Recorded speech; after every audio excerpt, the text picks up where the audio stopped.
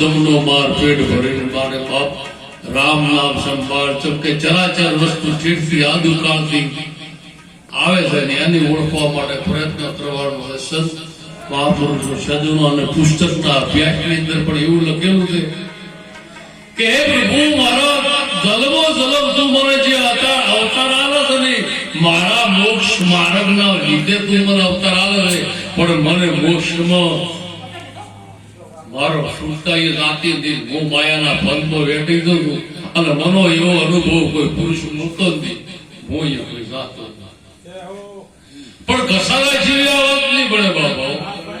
જરૂર ઘસારો સંતનો ભક્તોનો સારા માણસનો ઘસારો હશે તો દિવ્ય પ્રકાશ તમારા ભીતરમાં પ્રગટ થાય છે બાબા.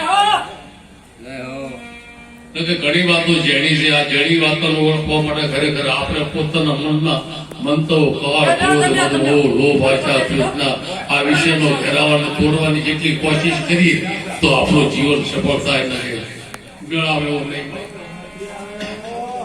એટલે બાપ જાગો. એક ભજન આવડે કે બે આવડે પણ એમાંથી શબ્દનો અનુમાન કરો. એ શબ્દના સારને તમારા દેહમાં ઉતારનો પ્રગટ વસ્તુની પ્રાગટ્ય કરવા માટે કરવી, એનું કઈ અનુમાન કરવા માટેની કોશિશ કરો. તમારું જીવન સફળ બની જશે બાપ. તમે હું કાલે જતા રહેશે કોઈ ખબર નહીં પડે. અમે એક ઠેકણે ગયા અને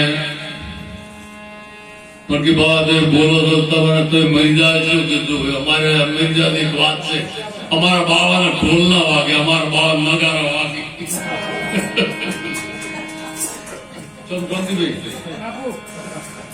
અને તમારા દરબાર ઠાકોર ને ઢોલ વાગી અને ઢોલ જેવા વાગે તો હારું કરો તો હારું મેળવા નકે લે લે લેતો સા લે આવી ગયેલી પડે. એટલે બાપ કમાઈ કરતો સોગડાની વસ્તુ તો આપણને સમસ્યા કરતી હોય તેને ગ્રહણ કરે. મરનો મોટેરો મારો ઈ વસ્તુનું ઓળખજો બાપ. તમે હું બધા ભેગા જે થઈએ હરિભજન કહીએ પણ હરિભજન ગાવાનું માધ્યમ શું કે અરસ પરસ બોલ્યા બોલ્યાને કઈ પ્રીતિ લાગે, શબ્દનો વ્યવહાર એના સંચાર એના ભીતરમાં ઉતરે અને શબ્દ કદાચ નોભી કે હૃદય ફેરી જાય તો એનું કલ્યાણ થઈ જાય 100%. પણ ઈ ઘરનો હશે તો બોલો તો ગુરુ ભગવાન